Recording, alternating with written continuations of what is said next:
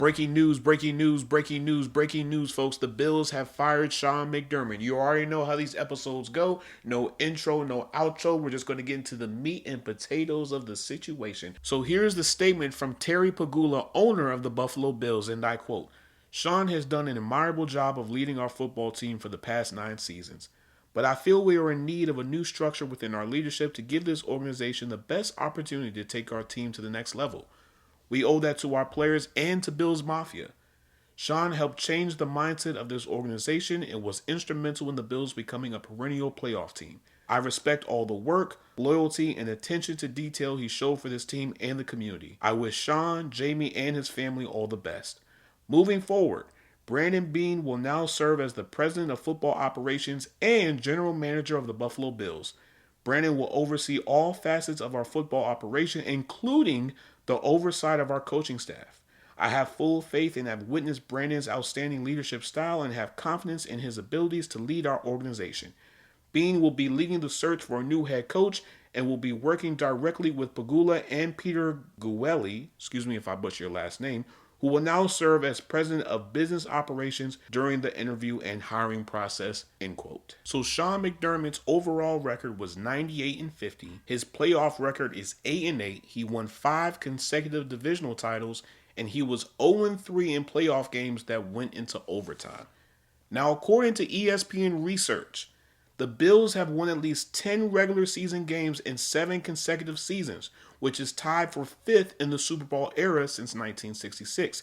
However, they are the only team of those top 6 to have not made an appearance in the Super Bowl. The other teams, the Patriots, the 49ers, the Chiefs, the Colts, and the Cowboys. We all knew that the minute that game was over, somebody was going to get fired. It was either going to be Brandon Beane, or it was going to be Sean McDermott, or it was going to be both.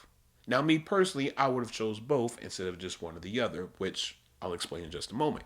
But how is it that you lose a game that you know you could have won in a year where you're not facing Patrick Mahomes or Lamar Jackson or Joe Burrow or Justin Herbert? That's unacceptable. The time for excuses is out the window. It's either you're going to win the big game or you're not.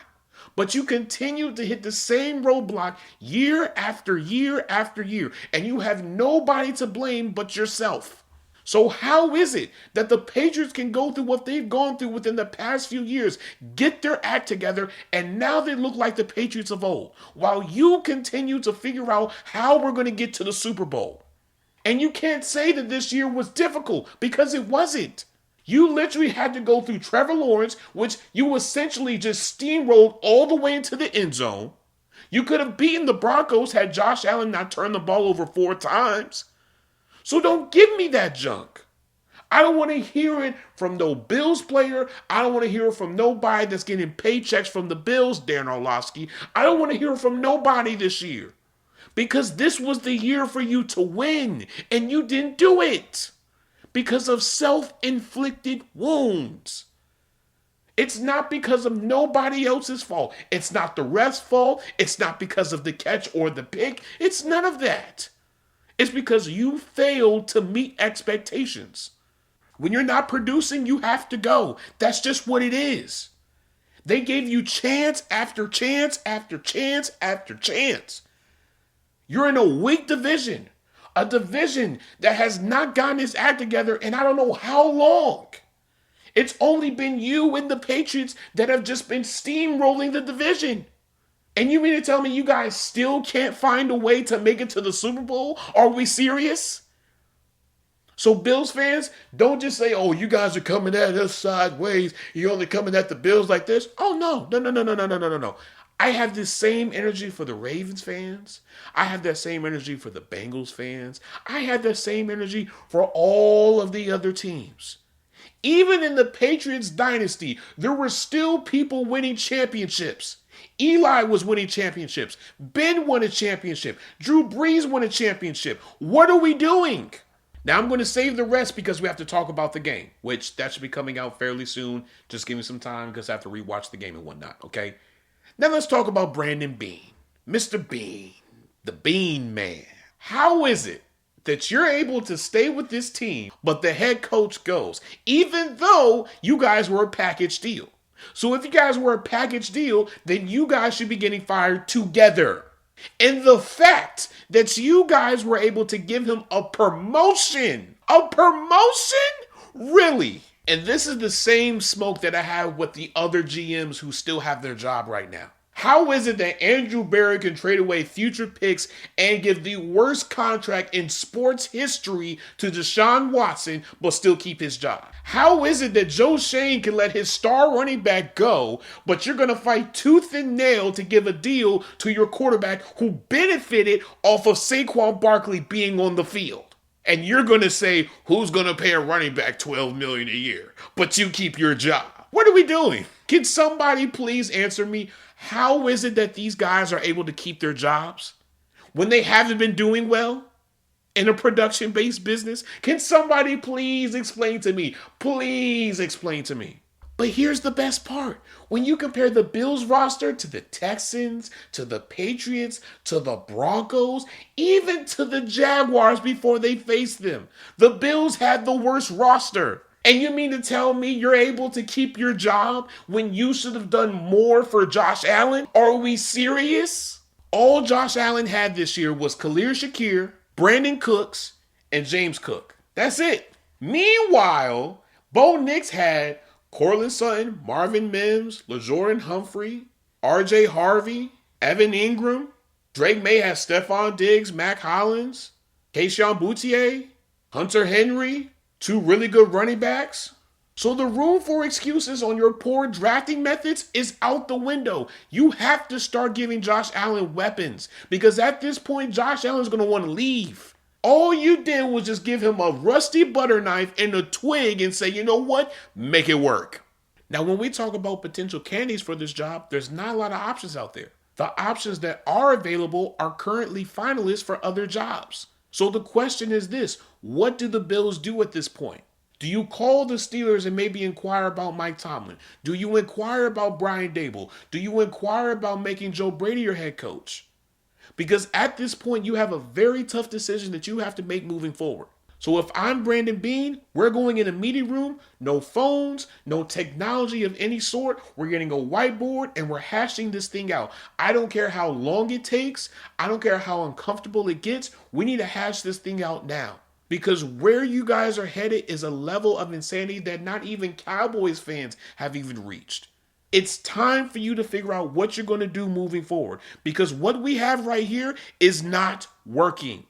And you have to ask yourself, if we make this move, will it get us over the hump? If we hire this person as our head coach, what is going to be his identity? Is he going to use the players that we have in a different way for better or for worse? What moves can we do to get over this hump? Who can get us over that hump? Do we have the structure right now to support getting over the hump? These are the uncomfortable conversations that have to be asked every single day in order for you guys to get an idea of what you guys need to do to get to a championship. So if I'm the Bills, I'm either choosing Joe Brady or Brian Dable because both of them played a pivotal role in developing Josh Allen. On top of that, if you go after an offensive-minded head coach, they might have an eye for talent that you don't have. See, these are the type of things that people don't talk about when choosing a head coach. But these are the things that need to be talked about in this moment because you already have the franchise quarterback. All you have to do is just build around him. If you make a trade for maybe an A.J. Brown, for instance, or maybe a Jalen Waddle, that's a good start right there. You can no longer take these crazy swings and think that you're not going to have any backlash from it. Case in point, you guys signing Von Miller to that crazy contract after he only played a couple games with the Rams. Granted, he played a pivotal role in the Rams winning the Super Bowl, but that doesn't mean that you give him this crazy contract. One more thing I have to talk about then in the episode. Of all the vacancies that we have right now, which one do you think is the best one? Because me personally, I still believe it's the Ravens.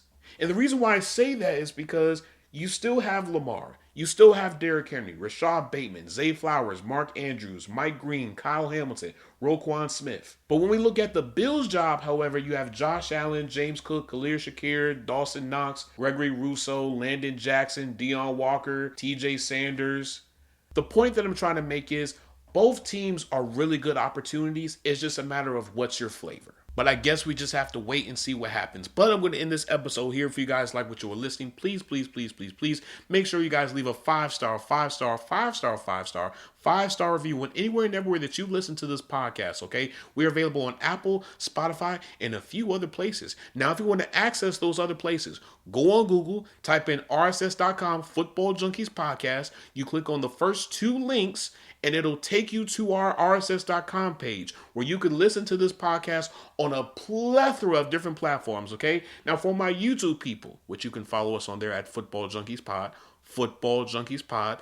Like, share, subscribe, turn the notification bell on, leave a comment down below. Let me know your thoughts on this move. Was I right? Was I wrong? Let's talk about this. Let's really talk about this, especially Bills fans. I really want to hear what you have to say about this move.